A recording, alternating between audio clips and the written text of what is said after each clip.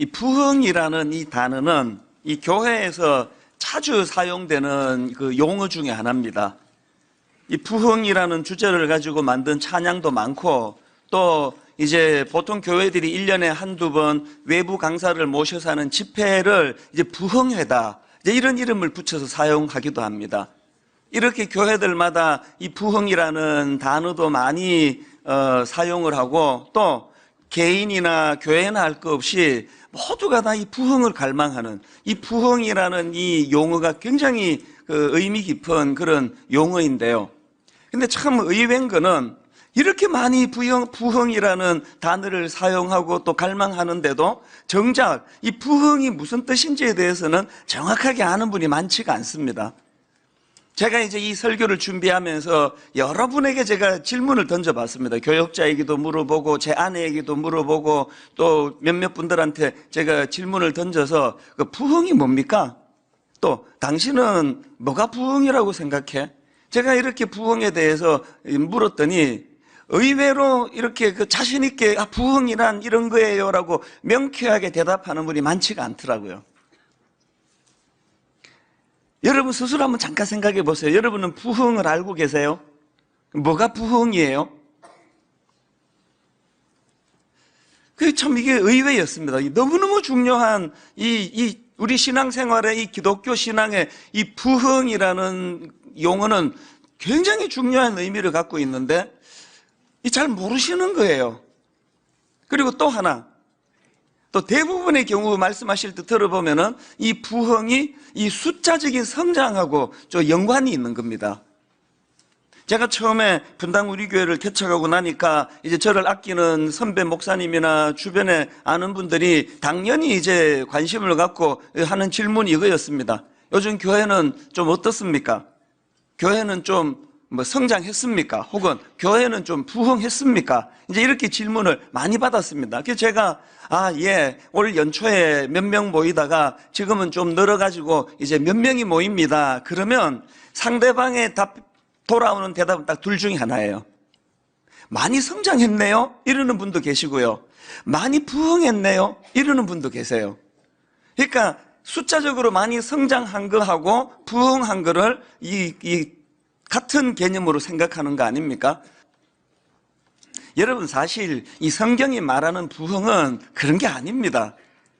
이 부흥이라는 이 개념이 너무 중요한데 이 부흥이 뭘 말하는지를 잘 모르고 신앙생활을 하다가 보니까 제가 이제 지금 로마서를 계속 이제 하고 있지 않습니까? 내 생애에 가장 하여튼 마음이 쓰이고 잘했으면 하는 설교가 이 로마서 설교인데요. 문득 무슨 생각이 드는가 하니까 성도님들이 부흥에 대한 개념이 잘 정리가 안 됐는데 이 로마서를 설교하면은 이게 잘못된 그 개념이나 생각들이 더 심화가 될 텐데, 그래서 제가 새해를 맞아가지고 이제 앞으로 10주 동안 시리즈로 이제 이 부흥에 대한 설교를 하려고 합니다. 그래서 이 10주 동안 이제 부흥이 뭔지에 대해서 정확하게 우리가 개념을 파악하고 그것을 가지고 이제 이 로마서에서의 은혜를 이제 누리게 되기를 원하는데요. 이제 부흥과 관련한 설교 이제 오늘 첫 시간인데요. 저는 제일 첫 시간에 이 부흥과 관련해가지고 이제 무슨 말씀을 드리고 싶은가 하면은 이 성경이 말하는 부흥이란 무엇인가? 부흥하는데 뭐가 부흥이냐? 이걸 이제 좀 나누어 보려고 합니다. 그래서 저는 오늘 첫 시간에 본문으로 하박국 3장 2절을 이제 부흥의 이제 말씀을 전하는 포인트로 이제 이 본문을 잡았는데요. 여러분 제가 왜 이 부흥에 관한 첫 설교에 하박국 3장 2절을 본문으로 택했는가 하면은 한글 성경에서 이 부흥이라는 단어가 나오는 유일한 한 곳, 그게 하박국 3장 2절이에요. 여기에 딱 한 번 나옵니다. 이 부흥이라는 단어가. 여호와여 내가 주께 대한 소문을 듣고 놀랐나이다. 여호와여 주는 주의 일을 이 수년 내에 부흥하게 하옵소서. 유일하게 성경에 등장하는 이 부흥이라는 이 단어가 지금 본문에 나오는데요. 자, 우선 이 본문의 배경을 제가 좀 설명을 드리겠습니다. 오늘 배경이 어떤가 하면은 하박국 선지자가 그 하나님에 대하여 많은 그 의문과 의혹과 또 하나님에 대한 섭섭한 마음, 이런 것을 가지고 시작하는 게 하박국서예요. 자, 하박국서 1장 2절 3절을 보십시오. 여호와여, 내가 부르짖어도 주께서 듣지 아니하시니 어느 때까지리이까? 내가 강포로 말미암아 외쳐도 주께서 구원하지 아니하시나이다. 어찌하여 내게 죄악을 보게 하시며 패역을 눈으로 보게 하시나이까? 급탈과 강포가 내 앞에 있고 변론과 분쟁이 일어났나이다. 지금 이 하박국 선지자가 하나님께 섭섭해하면서 항변하는 내용이 뭔가 보니까요, 이 하박국 선지자가 살던 그 시대는 악이 난무하던 시대예요. 불의가 난무하던 시대예요.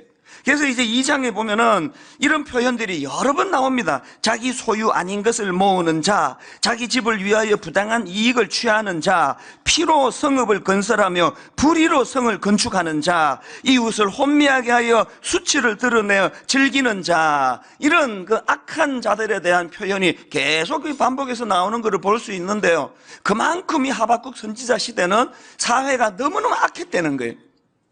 이 하박국 선지자가 하나님께 대한 섭섭함이 뭡니까? 왜 하나님은 이런 악을 방치해 두십니까? 그런 상한 마음으로 하나님께 항변을 하니까 하나님께서 뭐라고 말씀하시는가 하니까 좀 기다려라. 내가 이 바벨론이라는 나라를 들어가지고 이 타락한 유다 민족을 심판할 계획을 갖고 있다. 그렇게 답하신 거예요. 그랬더니 하박국 선지자가 답을 얻어서 시원한 게 아니고 더 혼미해진 거예요. 왜냐 하니까 바벨론은 유다 민족보다 더 악한 사람들이거든요. 지금 이 하박국서에서 묘사하고 있는 이 바벨론이라는 나라의 이 묘사를 한번 보시기 바랍니다. 하박국 1장 6절, 보라, 내가 사납고 성급한 백성, 곧 땅이 넓은 곳으로 다니며 자기의 소유가 아닌 거처들을 점령하는 갈대아 사람을 일으켰나니. 또 9절, 그들은 다 강포를 행하러 오는데 앞을 향하여 나아가며 사람을 사로잡아 모으기를 모래같이 많이 할 것이요. 또 11절, 그들은 자기들의 힘을 자기들의 신으로 삼는 자들이라. 이에 바람같이 급히 몰아 지나치게 행하여 범죄하리라. 이게 지금 다 바벨론이라는 나라를 묘사하는 표현이거든요. 하박국 선지자가 이해가 안 되는 거예요. 아니, 하나님, 악을 심판하시겠다는 하나님이 어떻게 더 악한 존재를 사용하실 수가 있습니까? 그렇게 항변을 하나님께 드리니까 하나님이 뭐라고 대답하시는가 하니까 13절입니다. 주께서는 눈이 정결하심으로, 이 하박국 선지자의 항변이네요. 주께서는 눈이 정결하심으로 악을 참아보지 못하시며 패역을 참아보지 못하시거늘 어찌하여 거짓된 자들을 방관하시며 악인이 자기보다 의로운 사람을 삼키는데도 잠잠하시나이까? 어떻게 더 큰 악을 들어가지고 그렇게 이 민족을 심판한다고 하십니까? 그랬더니 하나님이 뭐라 대답하시는가 하니까 조급하게 생각하지 마라. 좀 더 기다려라. 내가 바벨론을 들어 유다 백성을 심판하는 것으로 역사가 끝나는 것이 아니다. 그렇게 바벨론을 사용하여 이 민족을 징계하겠지만 그 바벨론에 대한 심판, 그 바벨론도 내가 가만두지 않을 것을 계획하고 있다. 기다려라. 그리고 주시는 말씀이 하박국 2장 3절이에요. 이 묵시는 정한 때가 있나니 그 종말이 속히 이르겠고 결코 거짓되지 아니하리라. 그 다음 보세요. 비록 더딜지라도 기다리라. 지체하지 않고 반드시 응하리라. 그래서 하박국서를 보면 1장 2장은 이 하박국 선지자가 하나님에 대한 그 궁금한 마음, 또 섭섭한 마음, 또 이해가 안 되는 현실, 이런 것들을 가지고 하나님께 이제 탄원하고 질문하고 거기에 대하여 하나님이 답을 주시는 것으로 전개가 되는데요. 그렇게 하다가 이제 하박국 3장 오늘 본문 2절로 넘어가면은 이 하박국이 그동안 하나님에 대하여 의심하고 또 회의를 느꼈던 많은 것들이 하나님 말씀으로 정리가 되고 나니까 너무 흔쾌한 마음으로, 너무 기쁜 마음으로 하나님께 드리는 기도, 이게 하박국 3장 2절입니다. 자, 이 본문의 배경을 기억하시고 한번 이 3장 2절을 다시 한번 보십시오. 여호와여, 내가 주께 대한 소문을 듣고 놀랐나이다. 여호와여, 주는 주의 일을 이 수년 내에 부응하게 하옵소서. 이 수년 내에 나타내시옵소서. 진노 중에라도 긍휼을 잊지 마옵소서. 맨 앞에서 하박국 선지자가 하는 부탁에 하나님께 드리는 말씀이 뭡니까? 여호와여, 내가 주께 대한 소문을 듣고 놀랐나이다. 여기 나오는 소문은 이 원어로 보면은 업적, 명성, 이런 뜻을 가지고 있는데요. 이 무슨 의미인지 하시지 않겠습니까?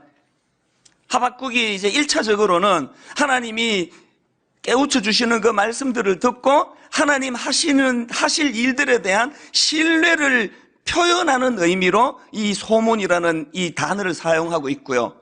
2차적으로는 이제 하나님이 홍해를 건너는 그 출애굽에서부터 광야에서 어떻게 인도해 주셨고, 가나안에 입성해서는 하나님이 어떻게 인도해 주셨고, 하나님이 그동안 자기 민족에게 베풀어 주셨던 그 놀라운 일들을 기억하면서 그 하나님이 하시는 일들에 대한 신뢰를 표현하는 그 표현이 여호와여 내가 주께 대한 소문을 듣고 놀랐나이다. 여러분, 뭐가 부흥인지 아십니까? 부흥의 첫 단추는요, 이처럼 하나님에 대한 의혹, 하나님에 대한 의심, 하나님에 대한 온갖 여러 가지 풀리지 않는 이 마음들이 풀려지면서 흔쾌한 마음으로 하나님께 나아가는 거기서부터 부흥이 시작이 되는 겁니다. 그래서 저는 오늘 이 본문 말씀을 중심으로 이제 오늘 본문에서 발견되는 이 부흥과 관련한 몇 가지 그 정의를 좀 말씀을 드리려고 하는데요. 자, 오늘 본문에서 발견되는 이 성경이 말하는 부흥이란 게 무엇이냐? 첫째, 여러분, 성경이 말하는 부흥은요, 죽은 것을 살리는 것입니다. 하박국 3장 2절을 다시 보십시오. 여호와여 내가 주께 대한 소문을 듣고 놀랐나이다. 여호와여 주는 주의 일을 이 수년 내에 부흥하게 하옵소서. 여러분, 여기 나오는 이 부흥이라는 이 단어는요, 원어인 히브리어로 보면 카야라는 단어인데요, 이 단어는 기본적으로 영어로 말하면 라이브, 그러니까 이 생명을 뜻하는 단어입니다. 이제 문맥적으로 지금 수년 내에 부흥하게 하옵소서 하박국이 탄원하고 노래하는 이 표현이 뭘 의미하겠습니까? 하박국이 뭘 알았습니까? 자기 조국 남유다가 타락함으로, 범죄함으로 바벨론이라는 그 포악한 나라를 들어가지고 이제 그들이 징계당하게 될 것이다. 여러분, 여기 나오는 이 부흥이라는 이 단어는요, 이 죽은 것이나 다름없는 것을 다시 살린다, 이런 뜻으로 설명할 수 있는 단어예요. 뭐가 부흥이라고요? 그냥 뭐 감기 좀 걸렸는데 하나님 부흥케 하소서, 이거는 문맥이 맞는 얘기가 아니에요. 개척했더니 숫자가 뭐 30명으로 시작해서 100명으로 늘어났다고 우리 교회가 부흥했습니다. 이거는 전혀 문맥이 맞지 않는 이야기예요. 부흥이란 것은 죽은 것이나 다름없는 것을 다시 살려내는 거, 다시 살아나는 거, 이게 부흥이에요. 구약에 보면은 이 본문 부흥으로 번역된 이 카야라는 이 히브리어가 여러 군데 사용이 되는데 제가 몇 군데만 한번 인용해 드리겠습니다. 자, 먼저 열왕기상 17장 22절을 보십시오. 여호와께서 엘리야의 소리를 들으심으로 그 아이의 혼이 몸으로 돌아오고 살아난지라. 여기 살아난지라가 오늘 본문에서 부흥으로 우리가 번역하고 있는 카야예요. 카야. 죽은 애가 살아나는 거, 이게 부흥이에요. 본문에 사용하는 카야. 아모스 5장 4절, 여호와께서 이스라엘 족속에게 이와 같이 말씀하시기를 너희는 나를 찾으라 그리하면 살리라. 이 살리라, 이게 카야, 이게 오늘 본문에서 이 부흥으로 번역하고 있는 그 단어예요. 그 다음 6절, 너희는 여호와를 찾으라 그리하면 살리라. 이 카야, 오늘 본문에서 부흥으로 번역하고 있는 그 단어예요. 하박국 2장 4절, 보라 그의 마음은 교만하며 그 속에서 정직하지 못하나 의인은 그의 믿음으로 말미암아 살리라. 여기 살리라, 이게 카야, 오늘 본문에서 부흥으로 번역하고 있는 그 단어예요. 그렇기 때문에 여러분, 이 부흥, 이 카야, 본문에서 사용하고 있는 이 카야라는 이 단어는요, 구약에서 대부분의 경우 그 하나님과의 관계 단절로 말미암아 죽은 것 같은 상태, 이것을 다시 살아나게 하는 것이 이게 카야입니다. 구약의 히스기야 왕 다 아시죠? 자기가 죽게 된 상황임을 알고는 눈물로 부르짖는 애절한 장면이 이사야 38장 16절에 나오는데요, 이 히스기야의 마음을 좀 느끼면서 이 구절 한번 보십시오. 주여, 사람이 사는 것이 이에 있고 내 심령의 생명도 온전히 거기에 있사오니 원하건대 나를 치료하시며 나를 살려주옵소서. 이 히스기야의 마음을 아세요? 저는 목회를 하다가 보니까요, 이 히스기야의 마음을 가지고 울면서 기도하는 많은 분들을 알고 계세요. 너무 안타까운 거예요.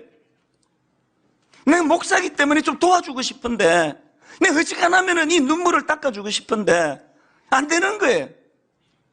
이 히스기야의 눈물, 원하건대 나를 치료하시며 나를 살려주옵소서. 여기 나오는 살려주옵소서, 이게 카야, 오늘 본문에서 부흥으로 번역한 그 단어예요. 여러분, 누가 부흥을 꿈꿀 수 있을까요? 여러분, 누가 부흥을 꿈꿀 수 있을까요? 지금까지 내가 내 삶에 대해서 내가 쏟고 살았다는 거, 겉은 내가 멀쩡하기 때문에 월급도 많고 이만하면은 뭐 집도 넓은 집에 살고 좋은 차 굴리고 애들도 쑥쑥 알아서 그냥 대학 잘 가주고 먹고 싶은 거 있으면 뭐든지 가서 사 먹을 수 있고, 가고 싶은 데 있으면 어디라도 내가 여행 다닐 수 있고, 난 이걸 지금까지 잘 사는 걸로 착각을 했는데 어느 날 히스기야와 같은 자각을 하게 되는 거예요. 내가 이게 지금 이 배부른 돼지로 살았구나. 내가 이 배부른 돼지로 사는 이걸 잘 사는 것으로 착각했구나. 우리 아이들이 저 브랜드 있는 비싼 옷은 내가 사주고 용돈은 엄청나게 줬지만 우리 아이들의 영이 지금 다 죽어 있구나. 우리 아이들을 지금 내가 배부른 돼지로 기르고 있구나. 이거를 절망하며 자각하는 사람만이 구할 수 있는 게 부흥이에요. 저는 이 구절 앞에 너무 많은 찔림을 받습니다. 겉으로 보기에 교회에 사람 많이 모이고 막 이름 알려지고 문제 일으키는 사람 거의 별로 없고, 분당 우리 교회가 이 부흥하고 있다고 착각하고 있다가 어느 날 깊이 하나님과 대면하며 기도하다가 하나님께서 주시는 말씀 앞에 히스기야처럼, 주여, 사람이 사는 것이 이에 있고 내 심령의 생명도 온전히 거기에 있사오니 원하건대 나를 치료하시며 나를 살려주옵소서. 이 자각을 하게 되는 상태, 이게 부흥을 꿈꾸는 상태예요. 여러분 심령에 부흥이 필요하지 않으신가요? 여러분 가정에, 여러분 자녀들에게 지금 이 부흥이 필요한 거 아닌가요?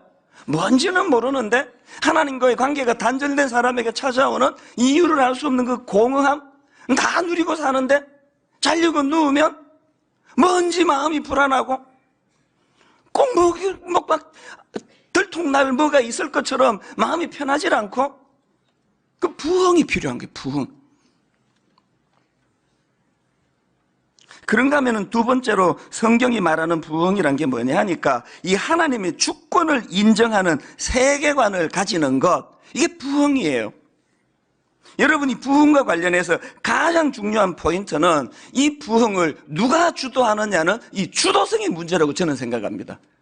이 부흥의 가장 중요한 핵심은 누가 그 부흥을 주도하느냐. 인간이 주도하는 것은 부흥이 아닙니다. 오늘 여러분 하박국 3장 2절을 다시 한번 보십시오. 여호와여, 내가 주께 대한 소문을 듣고 놀랐나이다. 여호와여, 주는 주의 일을 이 수년 내에 부흥하게 하옵소서. 여러분 여기 나오는 주는 주의 일을 수년 내에 행하라는 이 주의 일이 뭐냐, 이 구절을 아시려면요, 하박국 1장 5절 이 말씀을 보셔야 됩니다.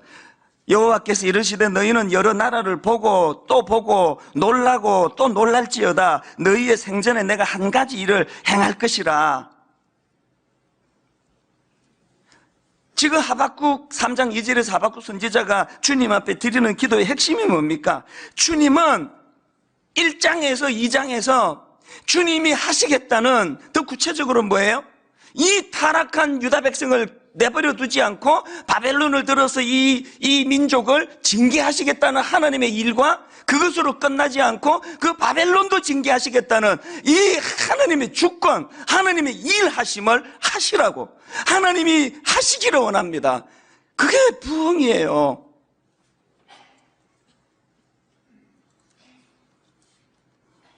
부흥과 관련해서 가장 중요한 포인트는 누가 주도하느냐는 이 주도성의 문제라면, 지금 여러분의 가정은 누가 주도하고 있는 겁니까?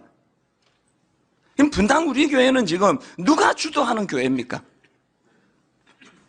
여러분, 제가 지난주에 베드로가 물리를 걷는 그 본문 말씀을 여러분 기억하십니까? 베드로가 물리를 걷는 그 본문 말씀의 마지막 결론이 어떻게 내려지는지 아십니까? 마태복음 14장 33절, 배에 있는 사람들이 예수께 절하며 이르되 진실로 하나님의 아들이로소이다 하더라. 베드로가 물리를 걷다가 빠졌다가 다시 일어났다는 건 다 기억하는데 이 결론을 기억하는 사람은 거의 없습니다. 여러분, 이 마태복음 14장에 베드로가 물리를 걷는 사건의 가장 중요한 포인트는 그 일을 통하여 배에 있는 사람들이 예수께 절하며 이르되 진실로 하나님의 아들이로소이다. 주님의 주권을 인정해 드리는 것. 그 앞에 베드로는 가정법을 붙여서 만일 주님이시거든. 그런 나약한 고백을 했던 베드로의 신앙 고백이 배에 있던 모든 사람들로 하여금 진실로 주님은 하나님의 아들이십니다, 이걸로 바뀌게 만드는 핵심이 이 본문의 가장 중요한 포인트라는 거예요. 제가 이쯤에서 여러분 앞으로 계속 제 설교를 들으시려면요, 제 설교에 위험스러운 두 가지 전제를 꼭 이해를 하고 들으셔야 됩니다. 요즘에 저는 제 설교에 뭐 좀 위험한 게 있다, 많이 지금 자각하고 또 각성하는 중이에요. 첫째로요, 여러분 제 설교를 들으시려면 무슨 전제가 필요하면, 저는 이제 이 설교라는 거는 뭐 책에 나오는 어떤 학자가 연구한 거를 인용해 가지고 설교하고 주석을 보고 인용하고 이것도 참 필요하다고 생각하지만, 그리고 뭐 예화집을 뒤져가지고 아브라함 링컨이 뭐 통나무집에서 어떻게 뭐 하나님이 은혜를 주셨고 뭐 리빙스톤이 뭐 어쩌고 이런 예화들도 중요하지만, 저는 이것보다 더 힘있는 설교는 그 설교자가 이 말씀을 묵상하는 가운데 하나님이 먼저 그 설교자에게 어떻게 일하셨는가를 자기가 경험하고 자기가 맛보는 이것을 설교할 때 가장 힘이 있다고 믿는 사람이에요. 그래서 저는 예화집 뒤지는 사람이 아니에요.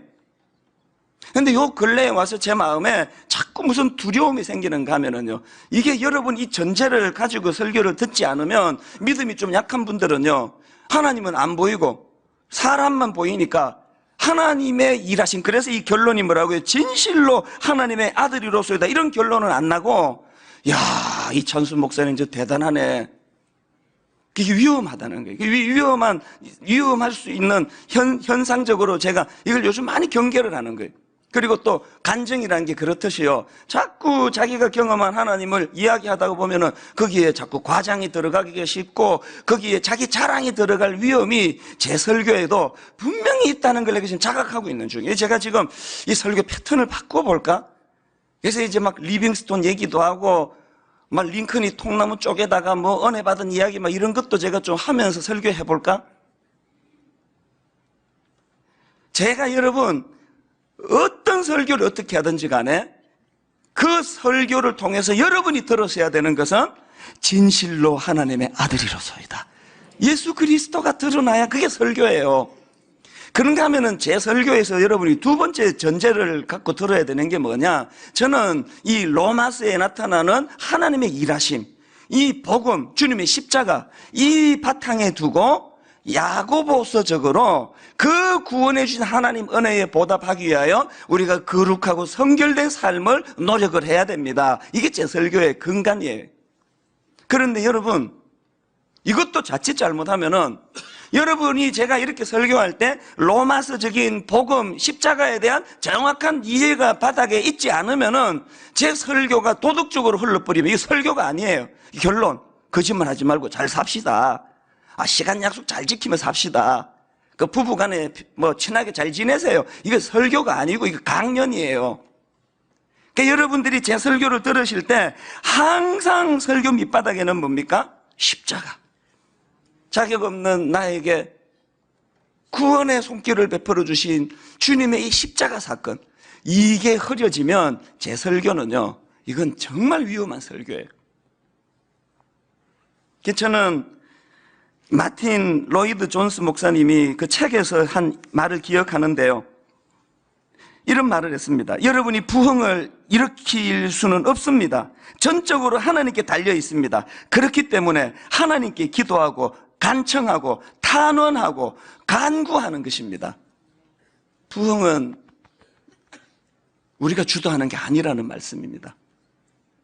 저는 여러분의 삶, 또 제 설교, 또 저의 삶, 모든 우리 삶의 마지막 결론은 마태복음 14장 33절, 배에 있는 사람들이 예수께 절하며 이르되 진실로 하나님의 아들이로소이다 하더라. 복음이 여러분 삶을 견인하는 진정한 부흥을 맛보게 되시기를 바랍니다. 마지막 세 번째로요, 성경이 말하는 부흥이란 게 뭐냐? 하나님의 일하심을 기대하는 것입니다. 하박국 2장 3절을 보십시오. 이 묵시는 정한 때가 있나니 그 종말이 속히 이르겠고 결코 거짓되지 아니하리라. 비록 더딜지라도 기다리라. 지체되지 않고 반드시 응하리라. 2장 14절, 이는 물이 바다를 덮음같이 여호와의 영광을 인정하는 것이 세상에 가득함이라. 하박국 입장에서는요, 정신 차리고 눈 떠보니까 달라진 게 하나도 없어요. 악한 놈들은 여전히 악하고 착취하는 놈들은 여전히 가난한 자를 착취하고 불의하고 하나도 달라진 게 없는데, 하박국이 어떻게 3장 2절과 같은 이 놀라운 고백을 그가 하게 됩니까? 여호와여, 내가 주께 대한 소문을 듣고 놀랐나이다. 여호와여, 주는 주의 일을 이 수년 내에 부응하게 하옵소서. 어떻게 하박국의 그 암울하고 어두운 마음이 이렇게 희망찬 메시지로 바뀌어지게 되었느냐? 상황이 바뀐 게 아니에요. 그가 하나님 말씀을 통해 얻은 가장 강력한 부응이 뭐냐? 하나님의 일하심에 대한 기대감이 생긴 기대감. 비록 더딜지라도 기다리라. 지체하지 않고 반드시 응하리라. 이 하나님 말씀이 하박국 선지자에게 전달이 됐기 때문에 가치관이 바뀐 거예요. 그래서 여러분, 유명한 하박국 3장 17절 18절이 이 말씀의 배경으로 나오는 거예요. 비록 무화과 나무가 무성하지 못하며 포도나무에 열매가 없으며 감람나무에 소출이 없으며 밭에 먹을 것이 없으며 우리의 양이 없으며 외양간에 소가 없을지라도 나는 여호와로 말미암아 즐거워하며 나의 구원의 하나님으로 말미암아 기뻐하리로다. 이거 어떻게 가능하다고요? 여전히 무화과 나무가 이번에도 농사가 안 됐는데, 여전히 지금 감람나무 소출이 없고 포도나무 열매 없고 밭에 먹을 게 없고 양의 우리에 가보니까 양 한 마리도 없고, 이런 절망적인 상황에서 어떻게 이런 희망을 노래할 수 있느냐? 하박국 2장 3절, 비록 더딜지라도 기다리라. 지체하지 않고 반드시 응하리라. 여러분, 이 핸드폰, 스마트폰 이게요, 너무너무 이 생활의 변화도 주고 편리해졌지만, 저는요, 이 핸드폰을 만든 정말 그 아저씨를 난 별로 안 좋아해요. 그 돌아가신 그분, 아이폰 만드신 분, 스티브 잡스. 이 핸드폰 때문에 우리가 잃는 게 너무 많아요. 여러분, 우리 그 대학 시절 이럴 때 그 어느 여학생하고 7시에 종로서적 앞에서 만나 같이 밥을 먹자고 약속을 했는데 문제가 생긴 거예요. 지하철 사고가 나가지고 차 안에서 2시간 묶여 있었습니다. 그러면 바로 지금 전화해서 오늘 약속 안 되겠다, 헤어지자.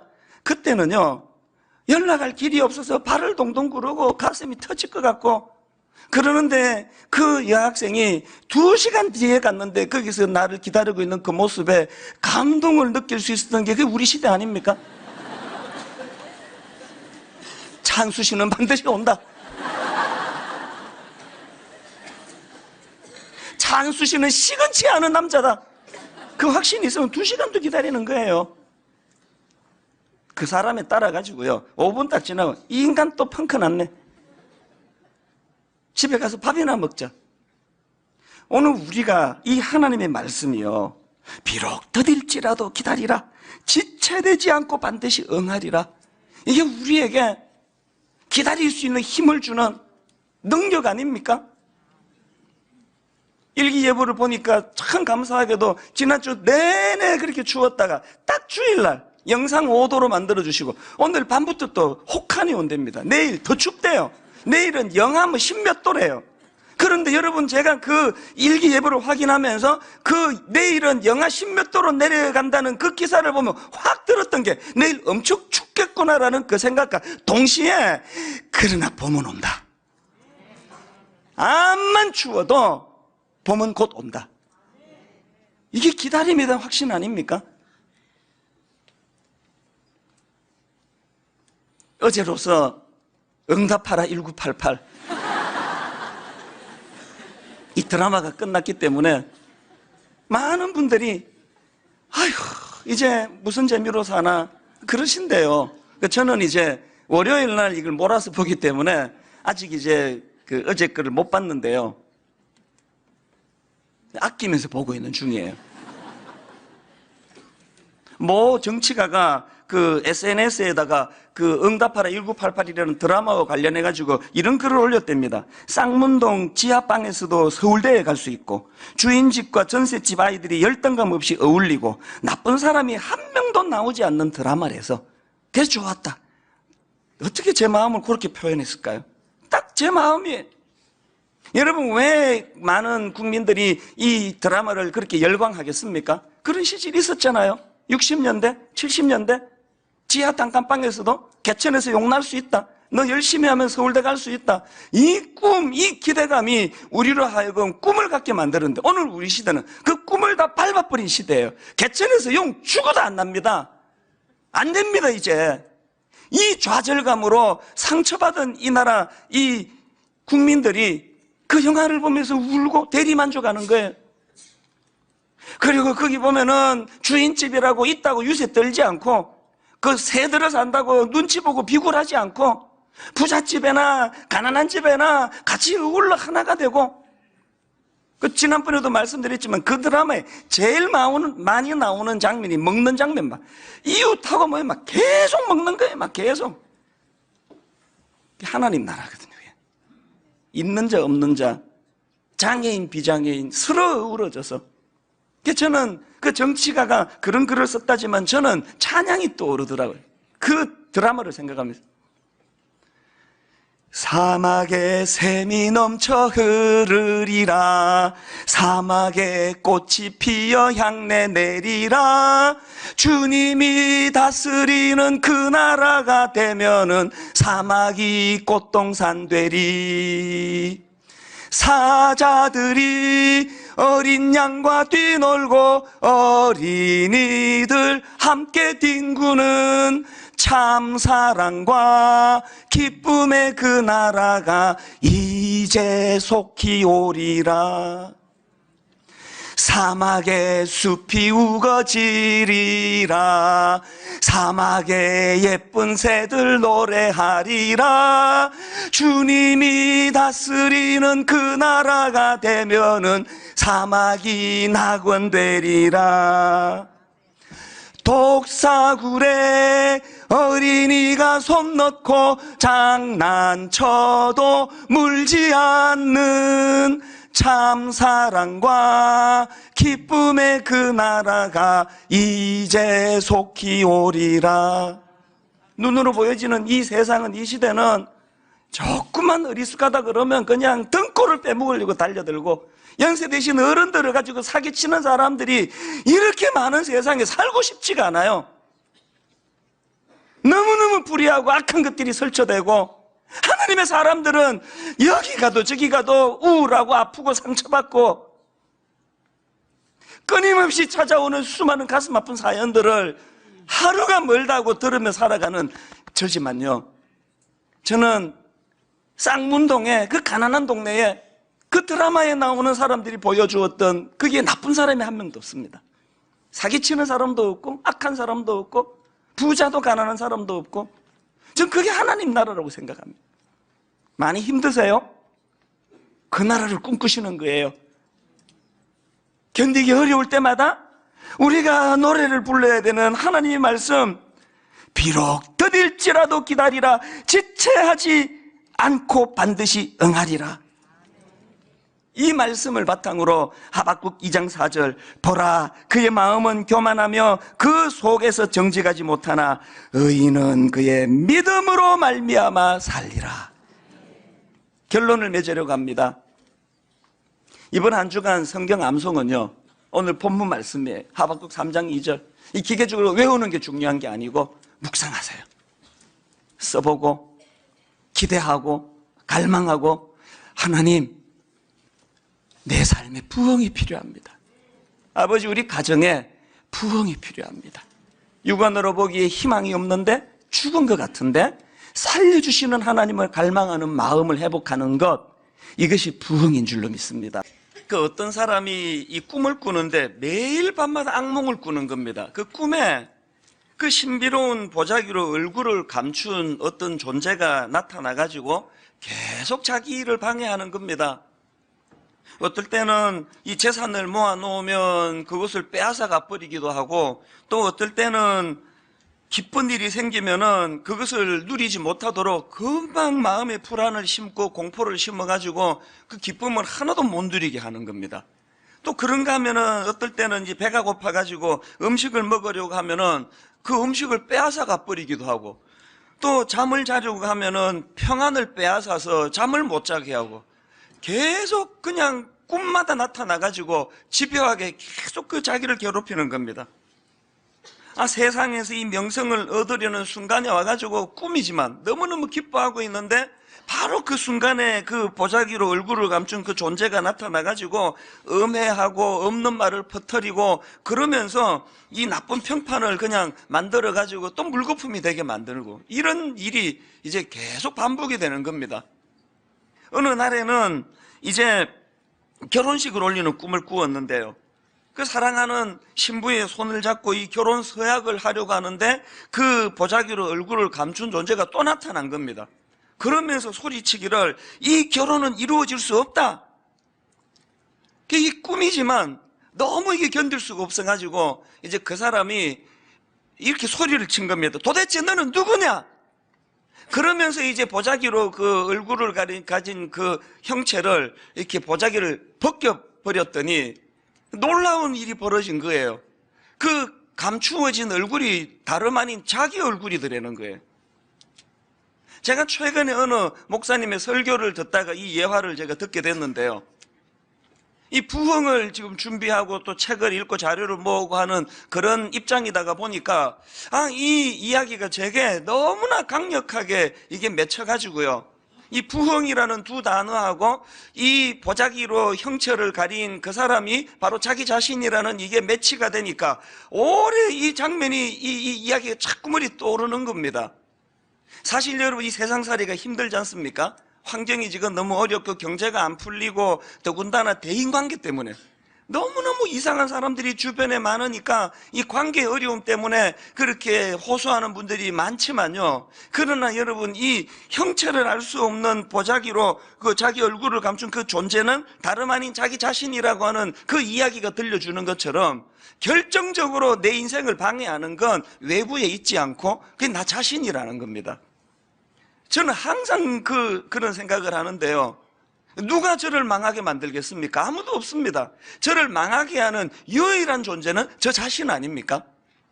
여러분, 우리가 사명과 관련해서 잘 아는 이사야 6장 8절 말씀도 마찬가지 아닙니까? 내가 또 주의 목소리를 들으니 주께서 이르시되 내가 누구를 보내며 누가 우리를 위하여 갈고 하시니 그때에 내가 이르되 내가 여기 있나이다 나를 보내소서 하였더니, 사명과 관련해서 이 구절을 모르는 분 아마 거의 없을 거예요. 굉장히 유명하고 또 중요한 말씀인데, 여러분 여기서 중요한 게 뭔지 아십니까?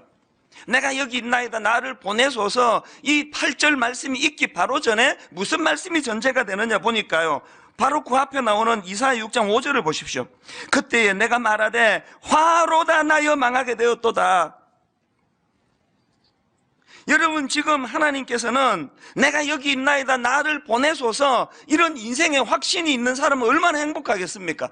자기 인생에 꿈이 있고 인생의 목표가 있고 내가 어디로 가야 되고 뭘 하며 살아야 되는지를 분명하게 아는 이사야 6장 8절, 이 말씀이 가능하기 위해서는 이 말씀의 바로 앞에 나오는 전제가 뭐라고요? 화로다 나여 망하게 되었도다. 가면 덮어쓰고 내 인생길을 가로막는 그 존재는 다름 아닌 나 자신이다. 이걸 자각하는 사람만이 사명을 깨달을 수 있다는 이야기 아닙니까? 로마서 8장은요 성경 가운데 그 보석이다 이렇게 말하는 학자들이 있고, 보석으로 치면 이 가운데 그 다이아몬드 가운데에 있는 그 다이아몬드에 해당된다 이렇게까지 말하는 분이 있을 정도로 로마서 8장은 성경 중에 그 복음의 액기스를 담고 있는 그런 귀한 말씀인데, 여러분 로마서 8장에 나오기 위해서는 바로 그 앞에 나오는 로마서 7장에서의 그 사도 바울의 처절한 자기인식, 오호라 나는 곤고한 사람이로다, 이 사망의 몸에서 누가 나를 건져내랴. 자기 자신에 대해 이렇게 처절하게 절망하고 처절하게 고뇌하는 이 아픔이 바울에게 있었기 때문에, 그래서 전적인 복음만 의지하는 로마서 8장에 그 승리의 아름다운 말씀이 나오게 된 거 아닙니까? 저는 이번 그 부흥 시리즈를 설교하는 내내 하나님 앞에 제가 사모하는 것은, 아버지, 제가 이 말씀을 준비하는 동안에 성도들에게 전하기 위한 것이 아니라 이 말씀 준비하는 과정에 제 심령의 부흥을 허락하여 주시옵소서. 아버지, 목사인 저만 바뀌면 분당 우리 교회는 부흥이 됩니다. 제가 문제입니다.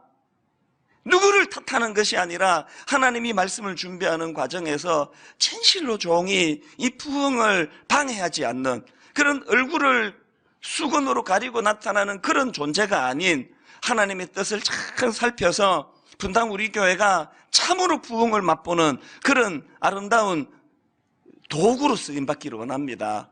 오늘 이런 맥락에서 이제 이 부흥에 대한 두 번째 이제 포인트를 좀 나누어 보려고 하는데요. 이제 오늘은 그 성경에 나오는 인물인 이 야곱이라는 인물을 좀 살펴보면서 이제 야곱이 경험했던 이 부흥, 이 회복, 이걸 이제 우리도 좀 꿈꾸기를 원하는데요. 야곱을 제가 이렇게 쭉 살펴보니까 참 부러운 게요. 야곱은 뭐 다 아시지만 그렇게 막 훌륭한 인격을 가진 사람은 아니지 않습니까? 그래서 성경에서 참 친숙함을 느끼게 만드는 그런 인물인데, 그런데 야곱이 귀한 것은요, 고비고비마다 야곱은 부흥을 경험합니다. 제일 먼저 야곱이 부흥을 경험하는 그 사건이 창세기 28장에 나오는 이 베델에서의 부흥 사건입니다. 얼마나 간사하고 자기 꿈을 이루기 위해서는 남의 눈에 눈물 흘리게 만드는 것쯤이야 식은 죽 먹듯이 해대던 이 야곱이 자기 형의 그 장자 축복권을 못 가로채가지고 안달복달해가지고 아버지를 속이고 그 자기 형 에서는 두 번씩이나 결정적으로 그렇게 속여가지고 장자권을 탈취하는 짓을 저질렀는데 부작용이 생긴 거예요. 창세기 27장 41절에 보니까요, 그의 아버지가 야곱에게 축복한 그 축복으로 말미암아 에서가 야곱을 미워하여 심중에 이르기를, 아버지를 곡할 때가 가까웠으니 내가 내 아우 야곱을 죽이리라 하였더니, 무슨 부작용이 생긴 겁니까? 지금 사리가 느껴질 정도로 형이 자기에 대하여 격분하고 있는 거예요.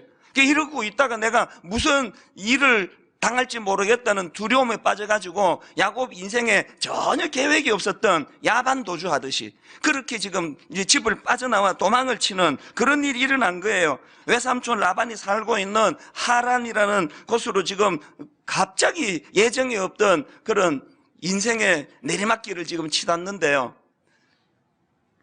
우리 중에 그런 쓸쓸한 밤을 겪어보신 분이 계실 거예요. 예정에 없던 그런 도피 생활을 시작하면서 밤이 되니까 온 사방이 짐승 소리가 들리고 몸 하나 피할 곳이 없는데, 그리고 고독하기 이를 데 없는데, 그 절망적인 야반도주하던 그날 밤 돌을 베개하고 누워있는데 하나님이 그를 만나주십니다. 그를 찾아주시고 그에게 많은 축복의 말씀을 주시는데요. 특히 창세기 28장 15절에 보니까 이런 말씀을 하십니다. 내가 너와 함께 있어 내가 어디로 가든지 너를 지키며 너를 이끌어 이 땅으로 돌아오게 할지라. 내가 내게 허락한 것을 다 이루기까지 너를 떠나지 아니하리라 하신지라. 이 큰 은혜를 그가 경험하고 그날 그가 부흥을 경험하는 겁니다. 이게 야곱이 경험한 첫 번째 부흥인데요. 그런가 하면은 야곱이 두 번째로 경험한 부흥은 창세기 32장에 나오는 야복 나루에서 경험한 부흥인데요. 이 사건 역시도 야곱이 위기 중에 경험했던 사건입니다. 이제 앞에서 야곱이 베델에서 도피하다가 큰 부흥을 경험하고 넉넉한 또 든든한 마음을 가지고 이제 하란에 있는 외삼촌 라반의 집으로 가는데요. 거기서 20년 동안 기거하게 됩니다. 그 과정에서 야곱이 많은 은혜를 누려가지고요, 많은 재물과 큰 가족을 이루게 되는데요, 이제 20년 만에 다시 자기 고향으로 이제 귀향길에 오릅니다. 그런데 외삼촌 라반의 집을 떠나 귀향길에 오르는 야곱에게 근심거리가 하나 있었는데요, 두려움이 하나 있었는데, 형 에서를 대면하는 일이에요. 과연 형이 나를 용서해 주실까? 여전히 나를 죽이려고 달려드는 건 아닐까? 얼마나 그것이 두려웠던지 야곱은 홀로 야복 나루에서 밤을 새워 기도합니다. 그 밤에 천사와 더불어 씨름을 하며 이 환도뼈가 위골되면서까지 간절하게 기도하는데, 그날 밤에 야곱이 큰 부흥을 경험합니다. 그 감격이 얼마나 컸던지 창세기 32장 30절에서 야곱이 이런 표현을 씁니다. 그러므로 야곱이 그곳 이름을 브니엘이라 하였으니 그가 이르기를 내가 하나님과 대면하여 보았으나 내 생명이 보존되었다 함이더라. 이 큰 부흥을 경험하고 이제 형 에서를 대면하는데 하나님이 그 마음을 다 녹여주신 거 아닙니까? 그래서 생각지도 못한 극적인 화해가 이루어집니다. 창세기 33장 4절, 에서가 달려와서 그를 맞이하여 안고 목을 어긋 맞추어 그와 입 맞추고 서로 우니라. 야곱 일생 중에 가장 기뻤던 날일 거예요. 이제 야곱에게 더 이상 문제가 없어진 거예요. 이제 장애물이 없습니다. 이제 고향으로 다시 돌아왔죠. 가장 인생의 근심거리를 제공했던 그 문제가 풀려졌죠. 그러면 야곱이 어떻게 해야 되는 겁니까? 창세기 28장에서 하나님과 했던 약속, 다시 애굽으로 돌아가야 되는데, 참 이 야곱에게 문제가, 또 우리 모든 인생에게 문제가요, 화장실 갈 때 마음 다르고 갔다 올 때 마음이 다르다는 거, 이게 한국 사람에게만 해당되는 게 아닌가 봐요. 하나님과의 약속을 까마득하게 다 잊어버리고 베델로 올라가지를 않고 세겜으로 갑니다. 여기서 야곱이 또 한 번 절망적인 사건을 경험하는데요, 창세기 34장 1절 2절입니다. 레아가 야곱에게 낳은 딸 디나가 그 땅의 딸들을 보러 나갔더니 히위 족속 중 하몰의 아들 그 땅의 추장 세겜이 그를 보고 끌어들여 강간하여 욕되게 하고. 여러분, 아비로서 이것보다 더 절망적인 사건이 있겠습니까? 더군다나 그 과정에서 야곱의 아들들이 분노해가지고 그 복수를 해버리는 바람에 지금 야곱 일행이요, 그 지역 사람들에게 몰살당할 위기에 지금 처해 있습니다. 베델로 가지를 않고 세겜으로 달려간 야곱에게 찾아온 또 다른 고난, 이 절망적인 상황 앞에 야곱이 다시 한번 하나님 앞에 결단하는 부흥을 이제 경험하게 되는데요, 이게 야곱이 경험한 세 번째 부흥입니다. 그게 오늘 본문 창세기 35장 3절 말씀입니다. 우리가 일어나 베델로 올라가자 내 환난 날에 내게 응답하시며 내가 가는 길에서 나와 함께 하신 하나님께 내가 거기서 제단을 쌓으려 하노라 하며. 이 야곱의 세 번째 부흥이 왜 중요한가 하면은 여기서 지금 이 야곱의 인식이 달라진 거예요. 뭐가 달라졌느냐? 바로 그 다음 나오는 창세기 35장 6절 7절을 보십시오. 야곱과 그와 함께한 모든 사람이 가나안 땅 루스 곧 베델에 이르고 그가 거기서 제단을 쌓고 그곳을 엘 베델이라 불렀으니 이는 그의 형의 낯을 피할 때에 하나님이 거기서 그에게 나타나셨습니다. 이 베델은 원어로 보면 하나님의 집이란 뜻이에요. 그런데 여러분, 거기다가 하나님을 뜻하는 엘을 야곱이 더 덧붙입니다. 베델이 하나님의 집이라는 뜻이라면 엘 베델은 그 하나님이 하나님의 집에 거하시는 하나님. 베델과 엘 베델의 차이를 아시겠죠?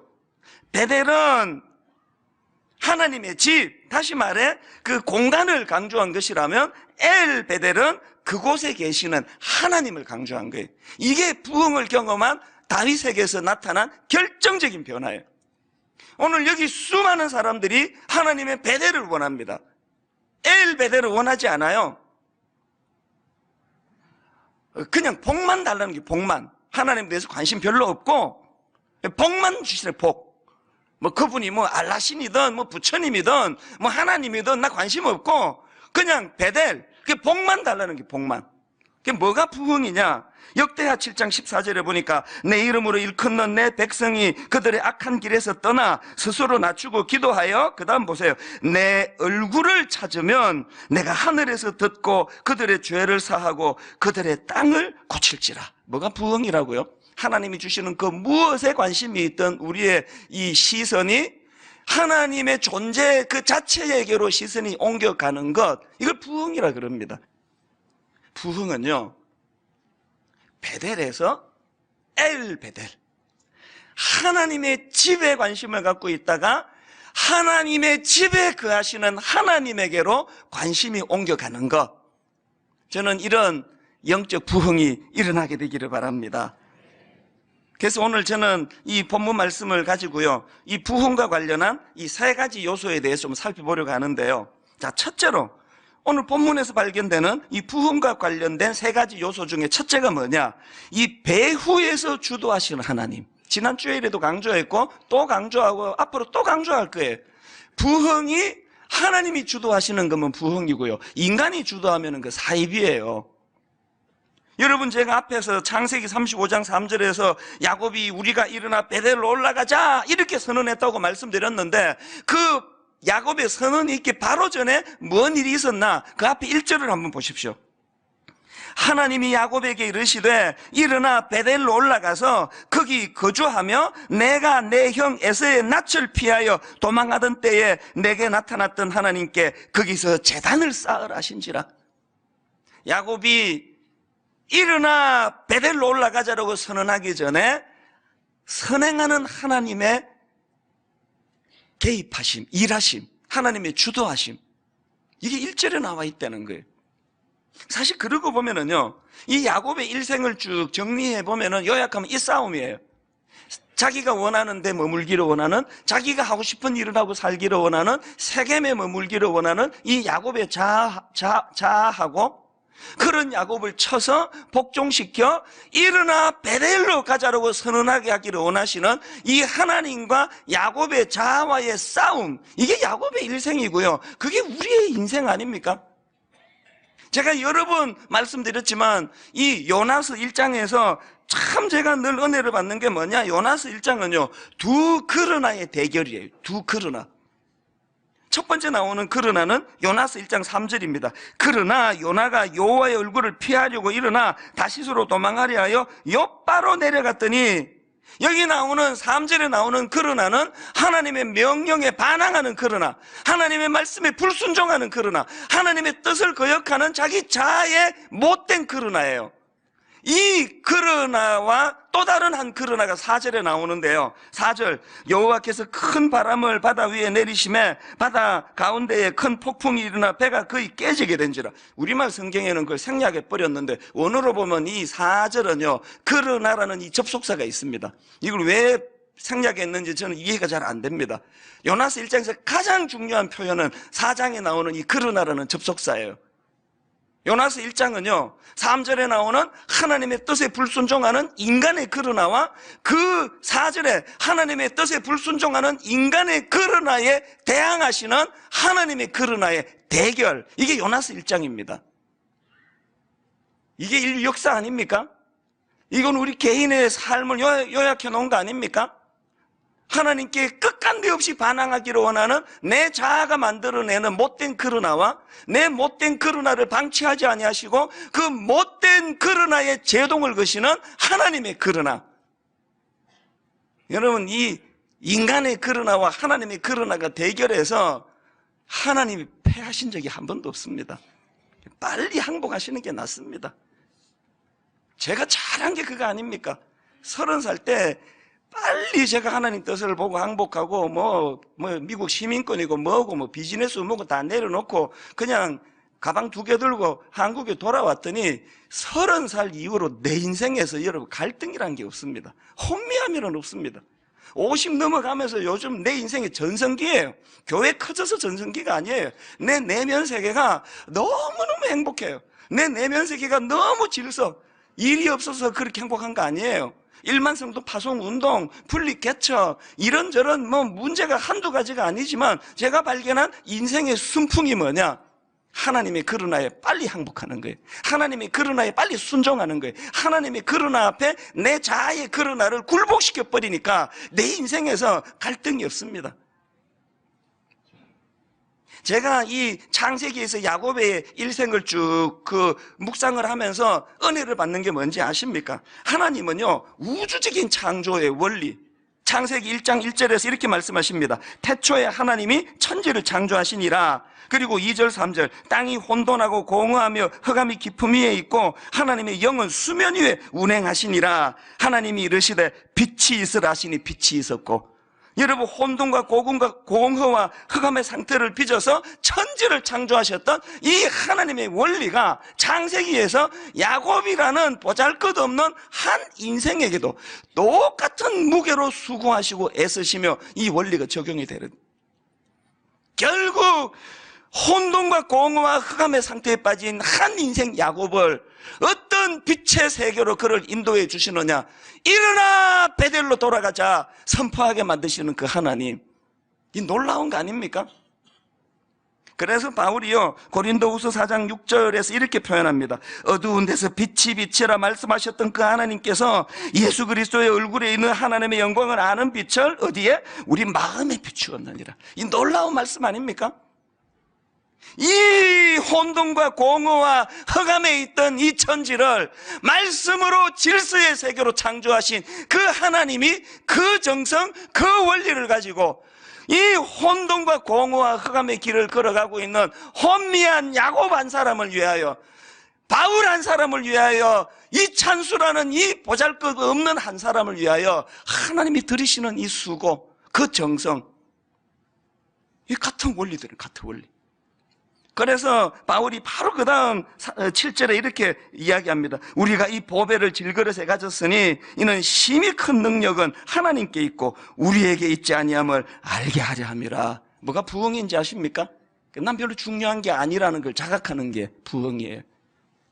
내 안에 계시는 예수 그리스도, 이 혼돈과 공허와 흑암의 상태를 빚어 아름다운 하나님의 형상을 닮은 일어나 베델로 돌아가자 선포하게 만드는 그 일을 위하여 십자가 지신 예수 그리스도가 내 안에 자리 잡음으로 더 이상 인생에 혼미가 없고 공허함이 없고 혼란이 없는 빚어 창조의 세계로 인도하시는 그 하나님, 이것을 맛보고 감격하는 것, 이게 부흥이라는 것입니다.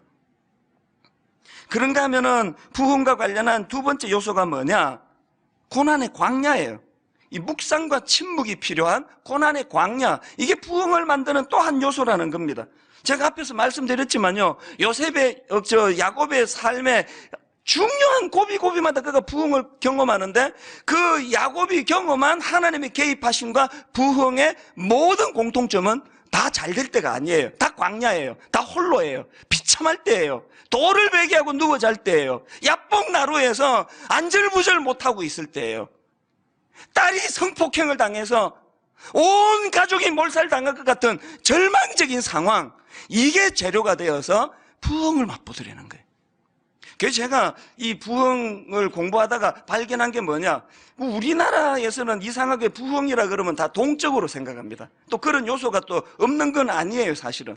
그래서 부흥과 관계되는 거 다 막 운동성, 막 액티브한 거, 부흥회 그러면 평소에는 조용히 찬양하는 사람도 부흥회 때는 막 이렇게 찬양해야 되고요, 할렐루야 막 찬양하고, 평소에 조용히 설교 듣는 사람도 부흥회 때는 막 아멘 아멘 이런 게 좀 우리 몸에 익은 거 아닙니까? 이게 뭐 부흥 그러면 굉장히 동적인 걸로 생각하지만요, 사실은 여러분, 진짜 부흥의 출발은요 다 정적이에요. 광야예요. 고독이에요. 침묵이에요. 묵상이에요. 도널드 맥클로우가 쓴 책인데요, 광야를 지나는 법, 이 책에 보면은 오스왈드 챔버스의 말을 인용하는데 참 이 의미 있는 말을 했습니다. 하나님은 좌절을 통해 우리를 연단하신다. 하나님은 자신의 보물을 어둠 속에 숨겨두신다. 그 다음 보세요. 아무리 찬란한 별도 밤이 되기 전에는 보이지 않는다. 제가 여기서 발견한 게 뭔지 아십니까? 진짜 멀리 있는 것은 밤에 다 보이더라고요. 우리가 뭐 낮이라고 뭐 눈으로 그냥 뭐 그렇게 설치고 다니는 게 전부 뭐 그 뭐 별 필요 없는 것들 보는 거 아닙니까? 여러분, 별이 낮에 보입니까? 진짜 멀리 있는 건 밤에 보이는 거예요. 불 끌 때 보여지는 게 별 아닙니까? 인생에 밤이 왔습니까? 고독하세요? 외로우세요? 자꾸 자려는데 눈물이 막 이렇게 막 베개를 적시세요? 별을 볼 수 있는 때가 온 거예요. 잘 나갈 때는 볼 수 없었던 하나님의 영광, 하나님의 얼굴, 하나님의 일하심, 하나님의 부흥, 지금 그 절호의 기회가 온 거 아닙니까? 그래서 제가 노래를 부르는 게 뭐예요? 고난은 변장하고 찾아온 축복이다. 최근에 그 신간 서적이 하나 나왔는데요. 그 문화심리학자 김정훈 교수가 쓴 책인데요. 제목이 이렇습니다. 가끔은 격하게 외로워야 한다. 아직 제가 이 책을 이제 구입을 안 했는데, 그러나 저는 이 제목만큼은 격하게 동의합니다. 가끔은 격하게 외로워야 한다. 사실은 제가 이걸 금요일 날 이제 그 인터넷으로 주문하려고 했다가 날씨 너무 추운데 이 택배 아저씨들 생각해가지고 내가 날 풀리면 주문하려고 지금 제가 이제 대기하고 있습니다. 저 착한 사람입니다. 여러분, 이 전문가가 가끔은 격하게 외로워야 한다. 뭘 말하고 싶은지 뭐 책 안 사봐도 다 아는 거 아닙니까? 고독해야? 인생의 밤을 맞아야? 외로워야? 별을 볼 수 있는 거예요. 그 버킷리스트라고요. 이제 죽기 전에 꼭 하고 싶은 거, 꼭 해야 되는 거, 이걸 이제 버킷리스트라 그러는데, 저에게 그 리스트가 하나 있습니다. 저는 죽기 전에 꼭 그 스페인의 그 산티아고 순례길, 여길 내가 죽기 전에 꼭 한번 가보고 싶어요. 사도 야고보가 그 복음을 전하느라 800km를 이제 순례하면서 복음을 전한 그 길을 이제 순례길로 만들었다 그러는데요. 이 800km는요, 여기 젊은 청년들이 열심히 걸어가지고 한 달 걸리는 거리예요. 그게 우리 같은 사람은 한 40일 걸릴 거예요. 저는 죽기 전에 40일 그 가족과 같이 가는 것도 아니고 어떤 후배랑 같이 가는 것도 저 혼자 가기를 원합니다. 40일 침묵하며 고독하며 그 순례길을 한번 걸어가는 게 내 인생의 버킷리스트인데요. 사실은 제가 지금이 안식년이거든요. 내가 이번 안식년이 오면은 한번 내가 행하리라 그랬는데, 지금 교회적으로 막 부흥에 대한 설교와 그리고 이제 올해는 다락방이 이제 부흥해야 되기 때문에 제가 눈물을 머금고 안식년을 지금 포기했습니다. 그래서 한 번씩 이제 설교 준비가 어려우면 지금 안식년인데 이런 생각을 하고는 지내는데요. 하나님이 우리 교회에 막 엄청나게 부흥을 빨리빨리 주셔가지고 한 10월 달까지 부흥이 일어나기를 원합니다. 그러면 제가 한 11월 달쯤에 이제 갈 수 있으려나 한 2달 제가 안식월을 얻어가지고 그 산티아고를 지금 갈 수 있을까 그렇게 생각하는데, 분당 우리 교회가 10월 전에는 부흥이 일어나기를 주님 이름으로 축복합니다. 저를 위한 축복이에요. 산티아고 순례길이 아니더라도요, 여러분, 격하게 고독한 길, 격하게 외로운 길 피하시면 안 됩니다. 거기에 부흥이 있는 줄로 믿습니다. 마지막 세 번째로 부흥과 관련한 이 세 번째 요소가 뭐냐? 예배의 회복, 예배의 회복.